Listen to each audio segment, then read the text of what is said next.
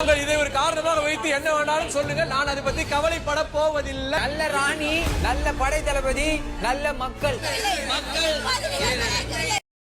டேய் டேய் டேய் ஜெஃப்ரி, காலையிலேருந்து நீ முழுக்க வந்துட்டு ஆப்போசிட்டில் இருக்கவங்கள கலாய்ச்சிக்கிட்டே இருக்க. நீ இந்த பக்கத்தில் இருக்க ஒரு சாதாரண மக்கள், அந்த பக்கத்தில் நீ கலாய்ச்சவங்களாம் யார் தெரியுமா? ராணி, அது மட்டும் இல்லாமல் தளபதி, அது மட்டும் இல்லாமல் ராஜமாதா, இவங்களெல்லாம் வந்து சாதாரணமாக கலாய்ச்சிட்டு இருந்த ஒரு சாதாரண மக்கள் ஆப்போசிட்டில் எதிரி நாட்டுடைய ராணி, ராஜமாதா, அதுக்கப்புறமா வந்துட்டு படைத்தளபதி, இவங்க 3 பேருமே கலாய்ச்சத இந்த அதாவது ஜெஃப்ரியோட மன்னரான ராணவ் கேசரியும் எதுவும் கேட்கல, அவங்களுடைய தளபதியான தீபக்கும் எதுவும் கேட்கல.